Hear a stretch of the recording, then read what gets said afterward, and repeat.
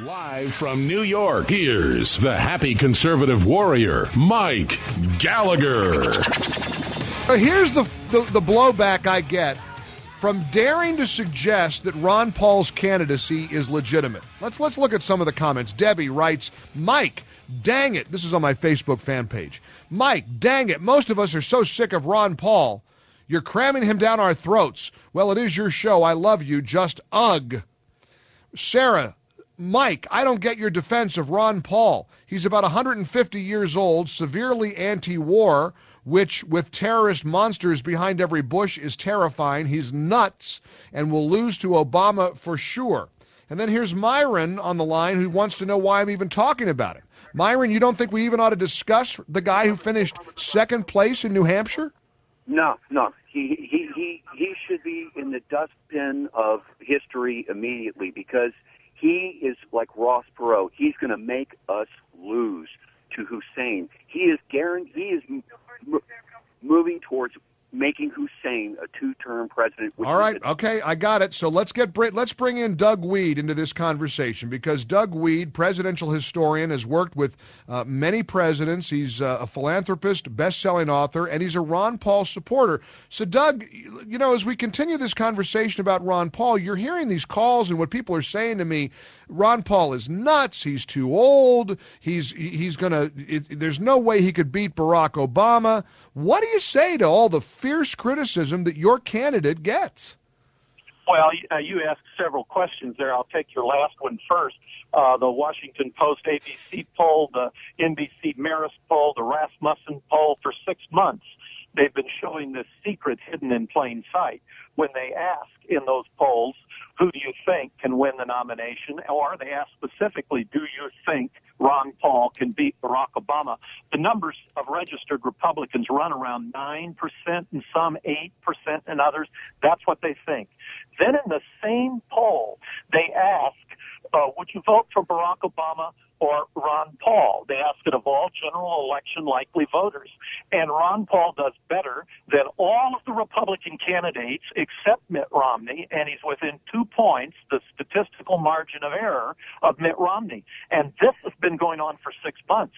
To me, this is statistical proof that the news media is biased and bigoted to Ron Paul because people wouldn't think he's unelectable if if they knew what the polls said. Well, I mean, and I just resent being told that something that appears to be a legitimate candidacy isn't legitimate just because somebody says so. I mean, but we're hearing some hyperbolic things. I mean, look at Mike here. Now, Doug, I could call you a lot of things. I don't think I'm going to call you dumb. You know, I think you're a smart guy. I know you're a smart guy. But Mike here, I want to bring a caller in. Mike says he can explain Ron Paul's popularity. A lot of young kids are just dumb. Let me get Mike into this. Mike, how are you? How you doing, Mike? Love your show. Thank you so much. Now, you think this is just a lot of stupid people following this guy? Yeah, I don't want to use that term dumb. I just think a lot of the young under 30-year-olds that are Paul supporters, I think if they really took their time and looked at the things that this guy has said over the years, he's not really a true Republican. Hey, Doug, how old are you? I'm 65 years old. So you're not some young, dumb, misguided college kid. You're a presidential historian. You've worked in presidential administrations. I mean, Mike, you're talking to a guy, pretty smart guy, Doug Wead. What do you know that Doug Wead doesn't know about Ron Paul? Okay. What about when he said when Obama went after bin Laden? That was a great victory for the United States of America. He came out and said it was wrong what we did. I can't understand how that is possible. Doug? Yeah. Well, let me tell you something very, very interesting. The CIA head, Michael Scherer, the CIA head of the Osama bin Laden unit that just retired, endorsed Ron Paul for president. There's got to be a big story behind that. But it is a fair question as to wonder why would Ron Paul criticize our killing of the world's most feared terrorist? because he felt we should have killed him immediately.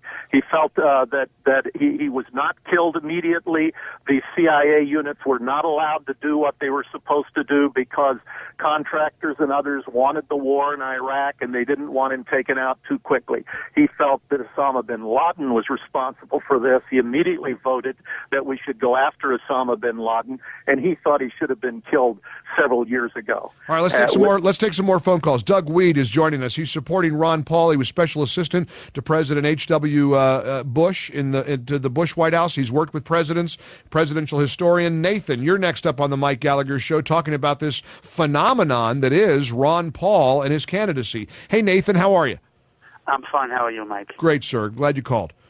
I love your show. Thank you. And I agree with you. It is a legitimate conversation because the people speak, and the people, if he's doing well in the polls, we should discuss this. But I think the reason why he is popular is because people are focusing basically on domestic policy here, and they don't know that as foreign policy. And I think his foreign policy is where he is dangerous.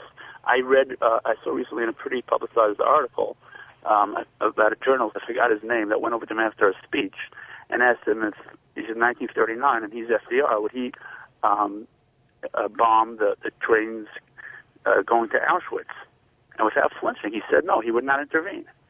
So he just looked at him in the eye and said no. I think that's pretty dangerous. Right. What would he do with Iran? All right, he wouldn't intervene. He said it repeatedly. Yeah. All right, let's get Doug's response here, and we lost his cell, so we're going to get him back up here on the line real quick and see what Doug has to say about the idea that Ron Paul would not have intervened if Adolf Hitler returned, and that is a big concern. I will be very blunt and talk about my deep concerns over Ron Paul's suggestion that we shouldn't be a staunch supporter and ally of Israel. You know, Ron Paul has a very fierce, I think, sort of libertarian, constitutionalist, nationalistic streak. And that's, on the one hand, admirable and refreshing.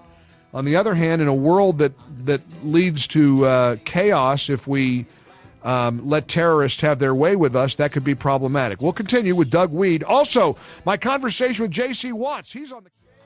We've been visiting with Doug Wead, who's a presidential historian. He's a Ron Paul advisor, supports Ron Paul's candidacy, and I know we had a little bit of cell phone problem there with you, Doug. We got you back. And I want to, you've worked with so many Republican presidents, and I think it's safe to suggest that the Republican presidents you've worked with would believe in a staunch alliance and partnership and support of the state of Israel. And I think much of the criticism of Ron Paul stems from his sort of isolationist approach in terms of foreign policy and his, I think, refusal to want to be Israel's ally. Is that where a lot of the criticism comes from? And how do you make that shift from having worked with both George Bush's and Jerry Ford and all of that, and studying Ronald Reagan and all? How do you reconcile their staunch support of Israel with Ron Paul's lack thereof? Well, there's two issues there. One, a lot of people are gaming the system, the Pentagon contractor system. That's number one. I mean, we've got boots on the ground in China, supposedly because China, are boots on the ground in Australia, supposedly because China's threatening Australia. I'm getting calls from friends in Australia, Skype calls, who are saying, wait a second, why would China loan money to the United States to defend Australia from China if they had designs on it? So number one, there's a feeling that the corruption, the level of corruption, has reached insanity. But as to Israel, I've had many conversations with Ron Paul about Israel. I was the vice chairman of Christians and Jews United for Israel back in the 70s. I wouldn't support him if I had any doubts about this. He believes we have two commitments to Israel. The first, to share intelligence is mutually agreed upon, and second, to maintain that Israel has a quantitative edge in weaponry in the Middle East. Other than that, he tells me and he says, look, the two cardinal tenets of Zionism is self-reliance and self-determination.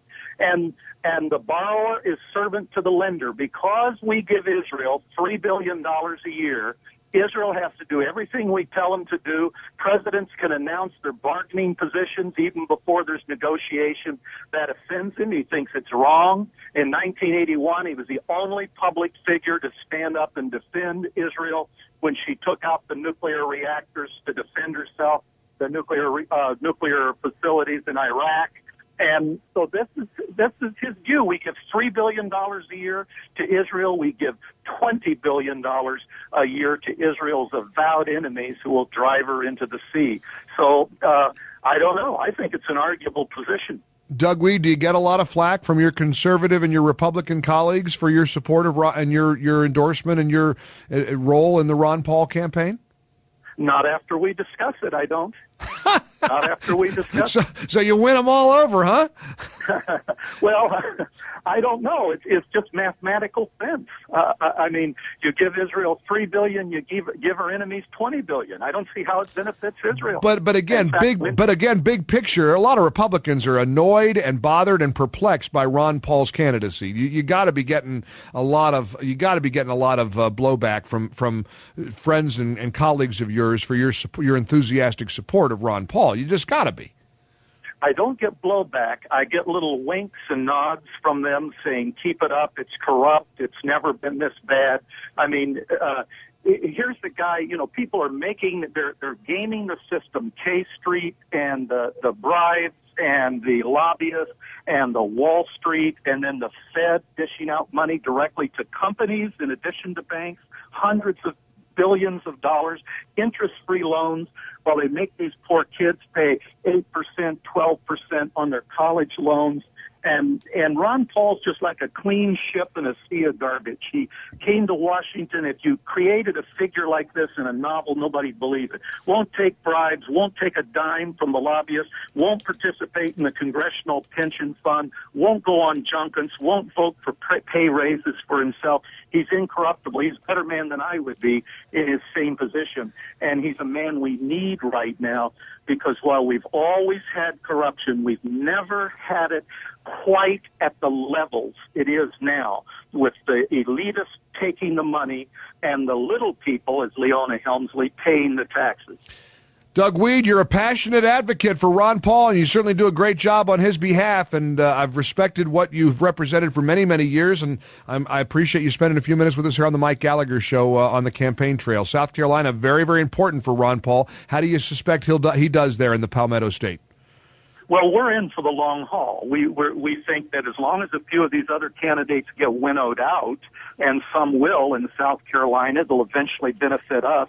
And we're going on because we represent a cause.